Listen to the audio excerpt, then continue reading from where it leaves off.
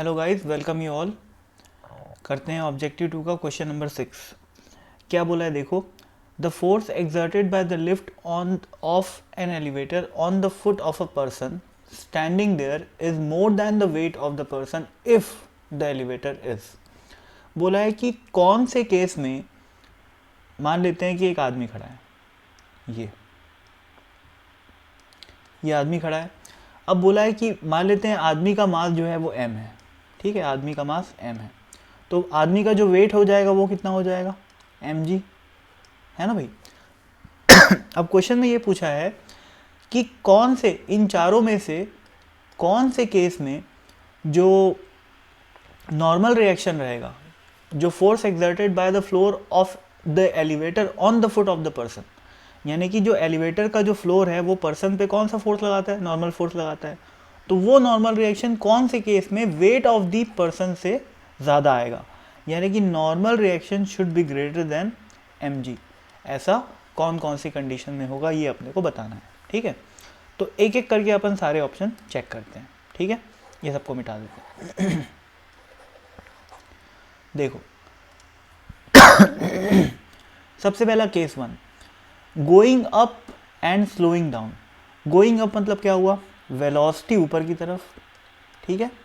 Slowing down, देखो आपको एक चीज़ पता होनी चाहिए कि जब जब एक्सेलरेशन और वेलोसिटी अपोजिट डायरेक्शन में होते हैं तब तब स्पीड क्या होती है, कम होती है। जैसे मान लो अपना एक पार्टिकल है यहाँ पर, ठीक है, उसकी वेलोसिटी है राइट साइड में और एक्सेलरेशन है लेफ्ट साइड में, तो ऐसे केस में एक्सेलरेशन जो है वो वेलोसिटी को अपोज करता है, तो स्पीड जो है वो कम होते जाती है। अब यहाँ पर क्या लिखा हुआ है, going up and slowing down, ठीक है। स्लोइंग डाउन मतलब एक्सेलरेशन जो है वेलोसिटी के अपोजिट होगा, इसका मतलब वेलोसिटी ऊपर और एक्सेलरेशन जो है वो लिफ्ट का नीचे रहेगा, ठीक है ना, ये बात समझने की। अब देखो भाई, अब मैं इस बंदे का एफबीडी बनाता हूँ, ठीक है।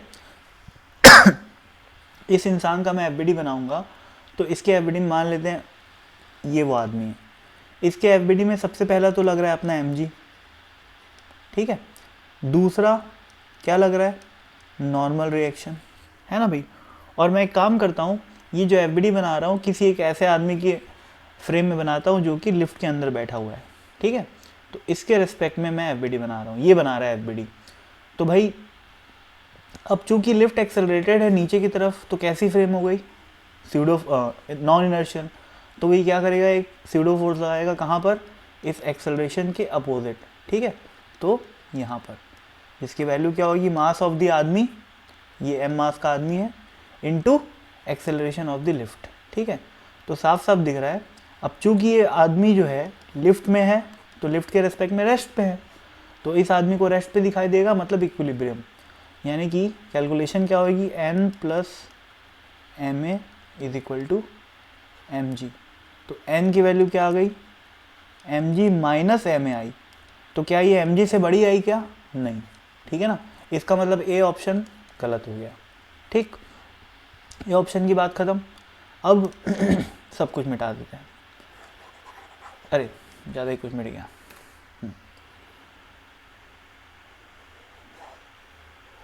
अब बी ऑप्शन की बात करते हैं, ठीक है ना। बी ऑप्शन में क्या हो रहा है देखते हैं।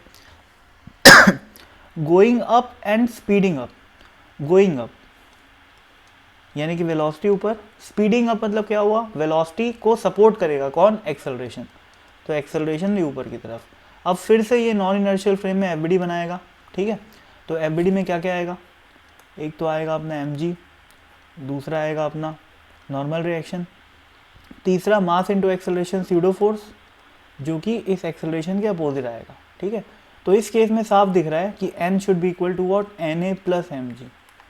तो यहाँ पर क्या दिखा आपने को कि n is greater than mg, तो नॉर्मल रिएक्शन इस केस में वेट से ज़्यादा आ रहा है, तो b is the right option, ठीक है। अब थर्ड केस देखते हैं, इसको मिटा देते हैं, है ना। थर्ड केस में क्या है देखो भाई, going down and slowing down, तो नीचे जा रहा है यानी कि v नीचे, और स्लोइंग डाउन यानी कि वेलोसिटी कम हो रही है, यानी कि एक्सेलरेशन वेलोसिटी को अपोज कर रहा है, तो एक्सेलरेशन जो है वो ऊपर की तरफ। फिर से एक्सेलरेशन ऊपर की तरफ हो गया तो क्या हुआ, सीडो फोर्स कहाँ आया, नीचे आया, mg तो नीचे है ही, ऊपर नॉर्मल रिएक्शन, तो फिर से n is equal to what, mg plus ma, यानी कि फिर से n is greater than mg आ गया। ठीक है, तो सी ऑप्शन भी सही हो गया।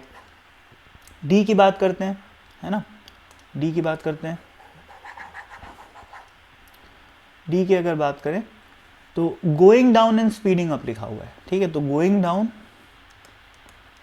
और स्पीडिंग अप यानी कि एक्सेलरेशन भी नीचे की तरफ, एक्सेलरेशन नीचे की तरफ रहेगा तो सूडो फोर्स कहाँ लगेगा भाई, ऊपर की तरफ। ठीक है ना, mg कहाँ लगेगा, नीचे, और सॉरी नॉर्मल रिएक्शन कहाँ लगेगा, ऊपर, तो n की वैल्यू इससे क्या हो जाएगी, mg माइनस ma। ठीक है ना, ध्यान रखना मैं फोर्स को बैलेंस इसलिए कर रहा हूँ क्योंकि मैं इस आदमी के फ्रेम में बैठा हूँ, इस आदमी के फ्रेम ये कैलकुलेशन कर रहा है अपना, तो इसको तो ये रेस्ट पे दिखाई दे रहा है ना। और वैसे भी सूडो फोर्स अपन तभी लगा रहे हैं जब अपन इस छोटे आदमी के फ्रेम में बैठें। ठीक है, और तो चौथे केस में क्या हो गया, mg से छोटा आ रहा है नॉर्मल रिएक्शन, तो ये डी ऑप्शन भी गलत हो गया। तो राइट आंसर्स क्या हो गए इसके, बी और सी। ठीक है ना, तो अगर मैं समराइज करूँ सॉल्यूशन को तो क्या बोलूँगा कि जब जब सूडो फोर्स कहाँ लगेगा, नीचे की तरफ, तब तब नॉर्मल रिएक्शन की वैल्यू क्या आएगी, mg प्लस सूडो फोर्स। ठीक है, तब नॉर्मल रिएक्शन जो है ज़्यादा आएगा वेट से। ठीक है, और सूडो फोर्स नीचे कब लगेगा, सोचो जब एक्सेलरेशन लिफ्ट का ऊपर होगा। ठीक है ना, एज सिंपल एज दैट। तो सीधी सी बात है भाई, वेट जब जब ज़्यादा दिखाएगा जब लिफ्ट ऊपर जा रही हो, मतलब ऊपर या नीचे जा रही हो, उसकी वेलोसिटी से तो मतलब ही नहीं है।